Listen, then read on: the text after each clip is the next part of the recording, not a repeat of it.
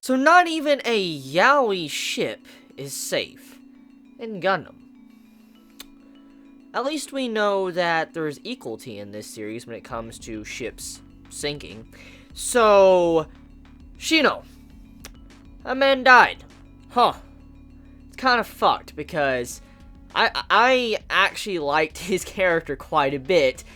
And the way he went out was probably one of the most violent deaths yet, because of just right before he died, he realized how much he fucked up, or what this means when he fucked up. And that was the sad part. It wasn't even just the death. It was just the fact right before he died and he was done, he knew what it meant. And he knew everything was just GG right then and there. And when he screamed, when you just heard Shino scream and all that, and you just see this rage because he realizes he fucked up, it's over. And you're like, fuck. You're like, fuck. When you know that scream, he knew it was over. He was dead. And he knew probably many are going to die thanks to that. That was the sad part. That was the true part of that scene, that death scene that really hit me, because he knew how bad that was. So, he died. Shino died, and what really sucks is he died in a way to where he regretted probably a lot in those final moments. Like, right before he lost consciousness and he died or whatever, you know his final moments were probably of regret. And that's probably the saddest way to go down and die, because if he would have been able to take someone with him or hurt someone or, take out a big group of people before he died, that would be one thing. At the very least, he was able to do something. But with him missing that shot, and when you hear him screaming, you know the final thoughts was just of anger and also realizing just people are going to die now. So, yeah, probably one of the saddest deaths yet of Gundam. Yes, probably even sadder. I mean, Laughter's death was pretty fucked up, but in a way, though, she kind of had a little bit of closure in some instances with her life. However, Shino, this man just straight up, he got to experience the tragedy for a good long bit, for about maybe 10-15 seconds, and just feel all this regret in his body before he died. That's the sad part. So anyways, with that being said, Eok never ceases to amaze me with how fucking stupid this man is. Oh my god, there's two things in this episode that really just make me just facepalm, just fucking facepalm with how dumb Eok is. Now, we already have established that Eok is just so dumb. This man just needs to fucking die, okay? We've established this, we know. However, this episode shows two scenes with him that really, I'm like, how can you be this dumb?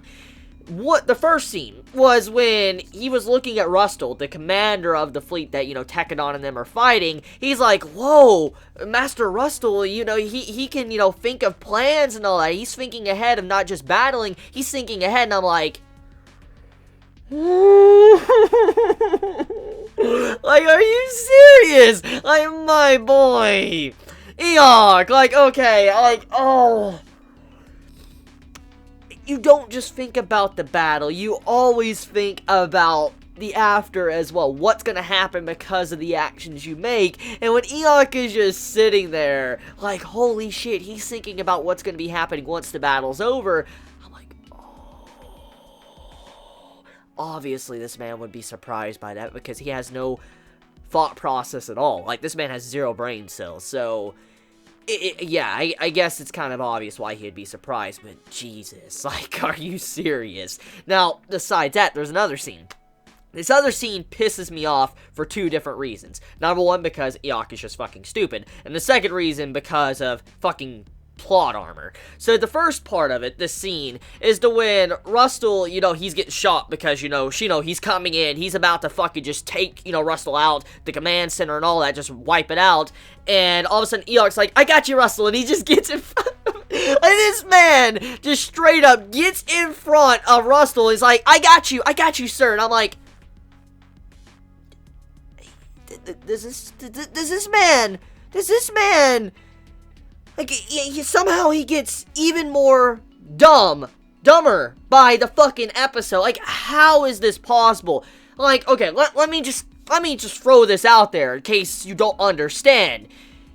Shino charging in with that weapon would fucking eviscerate a damn ship like it's nothing, okay? It would eviscerate it. Go straight through it and fuck it up. We saw what was going on the battlefield. Eok saw what was going on the battlefield. He saw what was happening. And regardless, even if he didn't know that the power of what Shino was bringing wasn't that strong, he would at the very least would have known if something can puncture the fucking ship, there is no way his puny little fucking skinny-ass body is going to be protecting Rustle. There's just no way. That fucking bullet is going straight through you, which, please, I really hope that would have happened. It would have went straight through your ass and then killed Rustle, too. There is just no way you're blocking something that can go through a fucking ship's armor. Not happening. Not happening. Like, are you fucking serious? Like, oh my god.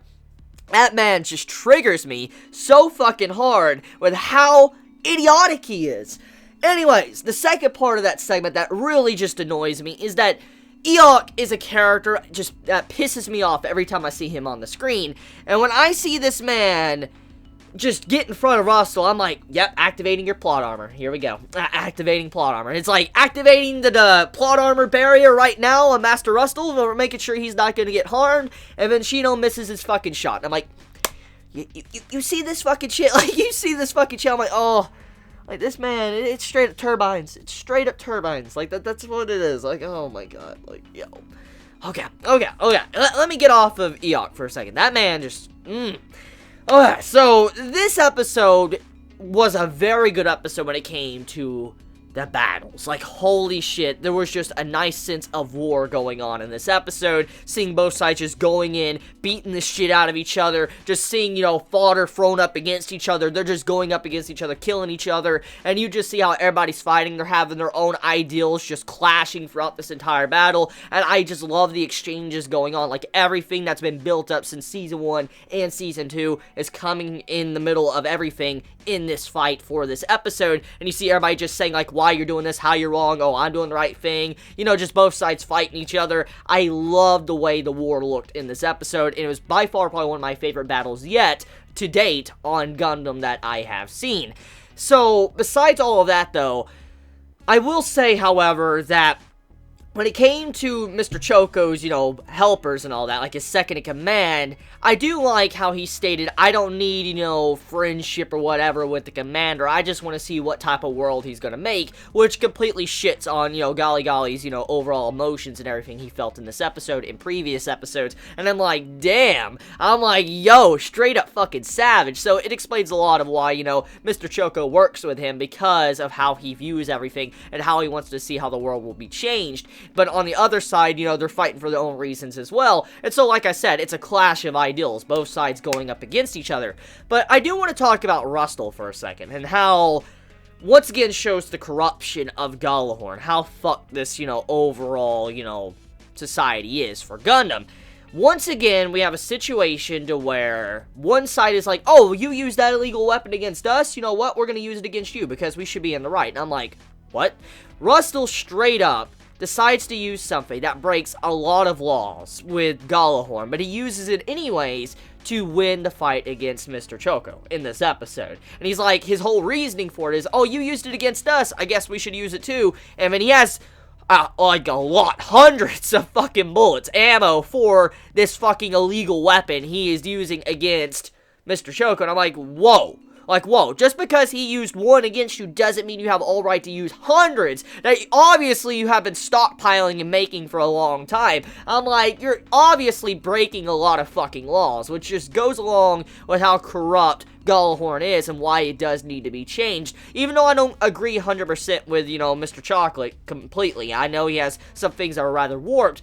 I do think he is on the right path. For instance, he does need to change society, and overall, Gallahorn in the world does need to be changed, because there's a lot of corruption, and people doing things that are just outright bullshit. I mean, what Rustle is doing in this episode, with him using these weapons of mass destruction and all that, just destroying shit, and his whole reasoning is like, oh, you use it against us, we can use it against you. I'm like, no, you shouldn't be able to, because it's, you know, it's against the law, you know, Gallahorn, and I'm like, really?